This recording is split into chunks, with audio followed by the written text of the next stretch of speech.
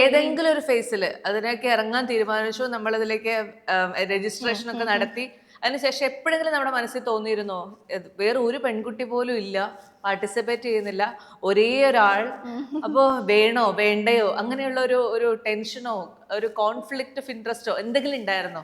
എനിക്ക് അങ്ങനെ ഒരു ജെൻഡർ ബേസ്ഡ് എനിക്ക് അങ്ങനെ ഒരു ഇത് വന്നിട്ടേ ഇല്ല. കാരണം ഞാൻ ലോക്കൽ ഇവന്റ്സിന് പോകുമ്പോഴും എനിക്കത് ശീലമാണ്.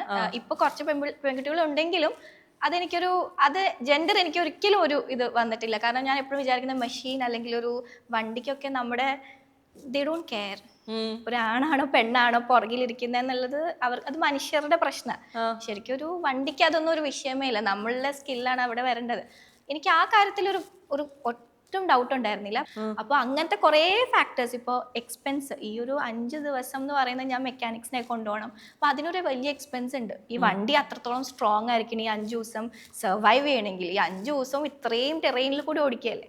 അപ്പോൾ അങ്ങനത്തെ ഫാക്ടേഴ്സ് ആയിരുന്നു എന്നെ വറി ചെയ്തുകൊണ്ടിരുന്നത്. സോ ആക്ച്വലി ഞാൻ പോകുന്നതിൻ്റെ തലേ ദിവസം വരെ എനിക്കൊരു പേടിയായിരുന്നു, ചെയ്യാൻ പറ്റുമോ വെച്ചാൽ എല്ലാം ഒന്ന് ഒത്തു വരണമല്ലോ, എക്സ്പെൻസും എല്ലാം ഒക്കണ്ടേ. സത്യം. അതിനുവേണ്ടി കുറച്ച് നല്ലോണം വർക്ക് ചെയ്തു.